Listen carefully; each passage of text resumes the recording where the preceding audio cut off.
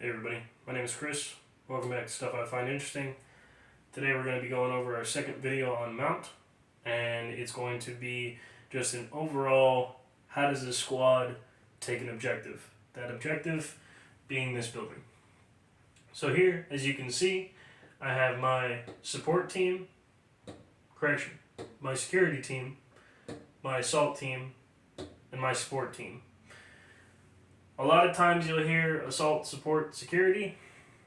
Reason I don't particularly like doing that is because if security is the first thing that needs to be in place before I can even get close to that building, it makes no sense to have them in the back. To each their own, that's just my own personal opinion on things. So, with that being said, first thing that's going to happen, our security team is going to in place.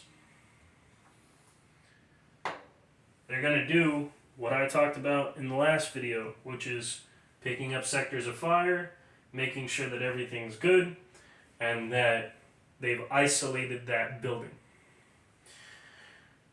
The reason we have this big gap here is because that is the gap that our assault team is going to be pushing through. So, thinking towards future actions, if I am the team leader of security, I want to make sure that this tunnel is right somewhere in line with the doorway, big enough for them to maneuver through however they see fit, however the assault team sees fit. And our security team is just going to sit, pick up sectors of fire, and wait. Our assault team is going to come in at an offset. The reason they're coming in at an offset is because if they came in full frontal like this, and I have a guy back here who, these guys can't see into this building. I don't know if you've ever stood out in the sun and looked into an open doorway, you really can't see much beyond in there. Because it's dark, the sun's obstructing you, you can't see. So, in the off chance that there is somebody back there, we don't want to be exposing ourselves to enfilade. Enfilade is, if I had a guy here and he shot this way, he would end up hitting all four of these guys. We don't want that. So, our assault team is going to move in. They're not in a line moving this way. They're moving in forward. They're going to come in, and they're going to make a quick and hasty stack on this door. By quick and hasty, I mean like 5 to 7 seconds or less. If you're out there for any longer than that, you're putting yourself in a position for failure. So, our assault team has moved up. As our assault team is moving up, we have our support team getting into a good position as rear security for now. But what they will do is they will, when called upon, follow in behind our assault team. But for the time being, they're providing rear security. Because, like I said in MOUT before, find a job. So, we're pushing in. What we're going to have to do now is a simultaneous clear. Because we have a corridor, and we can either go to the right or to the left. A lot of times, a simultaneous clear is always going to be the case because no house is really ever created very linear. There's always going to be a right and a left option in a mainstream house. So, with that being said, what's going to happen is our 1-man and our 2-man are going to go down and push right, while our 3-man and our 4-man continue to push into this main living space area. Our 1-man's going to be here. He's going to be mainly eyes through this doorway, visualizing and visualizing and waiting for whatever luring threat that might be there. Our 2-man is going to follow in suit. Our 3-man is going to push in. All while this is happening, our final guy who made it through, he is going to be this thing we call a hall boss.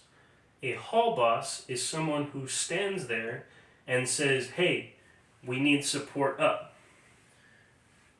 The reason he's here and not following in trail with a 3-man is because if you push too far in and you're like, hey, support up, they can't hear you because they're X amount of distance away. You need to be close enough to where you can see them and they can hear you. You don't want to be going outside and hanging out and be like, hey, support up.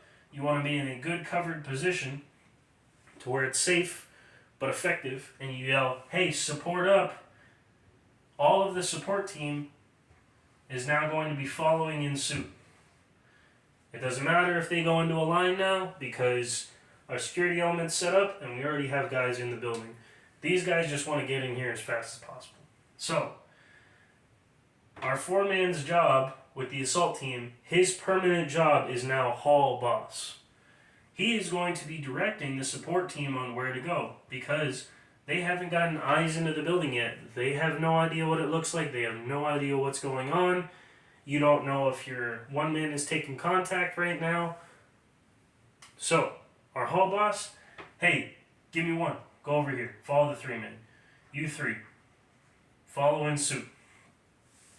Start to clear and process and search this room. Because this has all been cleared now, right?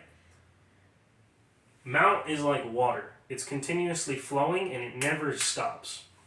It doesn't start, stop, start, stop, start, stop. Because when you pour out water, that's not how it works.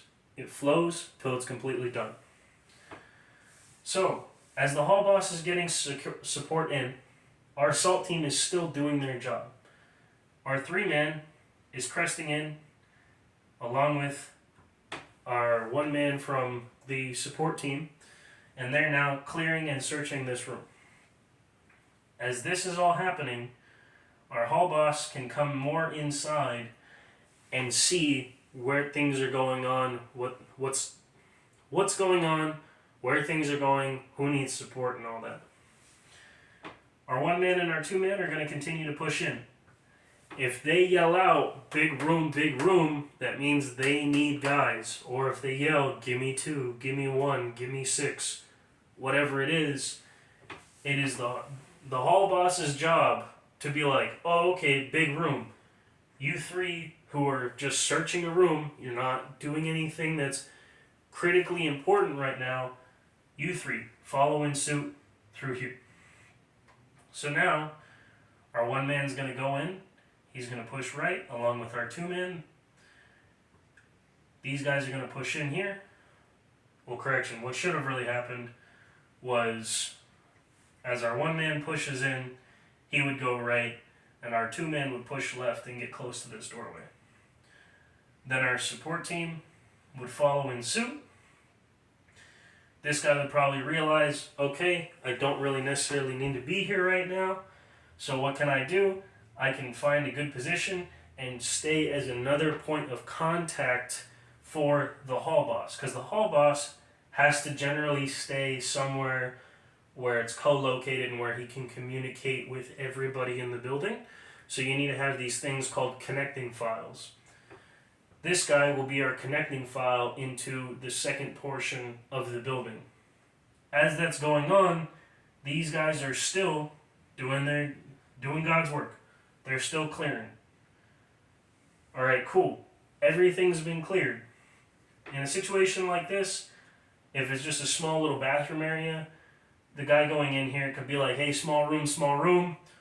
That lets this guy know, okay, I don't need to be following him in there because it's just going to be cramped. There's no need for us to congest the area like that. Because you do want to stay on your guy as much as possible and find that next position and next job, but you don't want to be just shoving guys into a room because then it creates a giant cluster, and if there happens to be a hole in the ceiling, someone could just drop a frag down, and then it's a bad day for everybody inside. When this is all said and done, and the whole building has been cleared, what you're now going to do is start to search. You're going to be searching for weapons caches, important paperwork. If there happen to be any contact that you have made, you're going to be assessing those enemy casualties and KIAs. You're going to be searching them You're going to be searching anything that they possibly have. If there's weapons, you destroy them or take them back or whatever your command deems as that to be conducted. And you're just going to do all that. It's pretty simple. Stuff you want to look for, honestly, is... Well, think about it like this. There are so many... How do I put this? It's a combat zone. Their stuff doesn't matter anymore. So flipping TVs, flipping couches, turning up rugs, all that kinds of stuff is very important. You don't want to baby hand any of this stuff because you don't know that a 1 foot by 1 foot hole could be in like the one corner of the rug that you didn't check, and now there's a deep hole in there with like 20 AK-47s and you just missed them. So when you're searching, be thorough. When we did a lot of this training, they had like weapons caches and different little hidey holes and stuff like that all over the place. There was like important documents taped underneath like vases, underneath couches, inside couch cushions. There were murder holes in the wall that had like important documents or grenades or other kinds of weapons and stuff like that. So you need to be thorough when you go through and you search these areas. Don't leave any stone unturned, is basically what I'm trying to say. With that being said, our hall boss is like, or correction, our last guy who made it into our last room clear, building clear. Hall boss, hey, begin the search. They're going to search. This guy who is our hall boss is now going to help conduct the search. So, they're going to split up evenly and thoroughly, search everything that they can. Again, leaving no stone unturned. Stuff they want to do as actions on the objective. Once that is all said and done and the search is complete and the whole building is clear and we ain't got nothing else, we are now going to exfil. Our hall boss is going to help us exfil. Everyone is going to get back into how they were as their assault, support, and security teams, and they're going to exfil this area. So, the support team is going to get all together, push back out to where they were, providing security,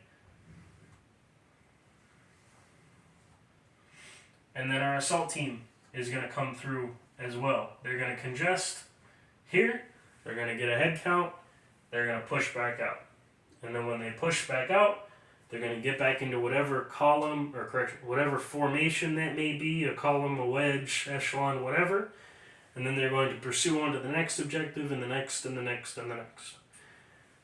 Everything that has to do with close quarters combat, or a city, just MOUT environments, it's all going to be next to next to next to next. There's not going to be a lot of stalemate or slowing down, unless that is deemed from a higher up individual. So, with that being said, I hope you enjoyed the video. I hope it gave a little bit more clarity onto a lot of the stuff you see on the internet, because there is a lot of videos on MOUT and it's just Marines conducting MOUT and you're like, what's going on? You don't really get the full grasp and aspect of everything that they're showing, and I feel like there's a lot that ends up being missed and stuff that you could utilize from a learning perspective if you really knew what was going on. So, thank you for watching. I really do appreciate it. I want to keep pushing out videos in the future. Hopefully stuff we can get a little bit more in depth with.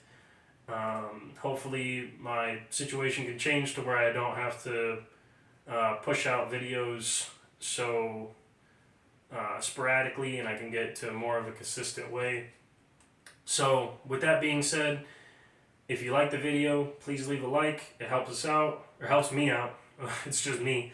It helps me out. If you have any questions, comments, concerns, by all means leave a comment. If you'd like to see more of this stuff in the future, please subscribe to the channel. I will definitely try to make this a give and take situation. So if you have any questions or comments, concerns, leave them and I will try and get back to you as soon as possible. Thank you again for watching, and I hope you learned something. Yeah, I'll see you in the next one.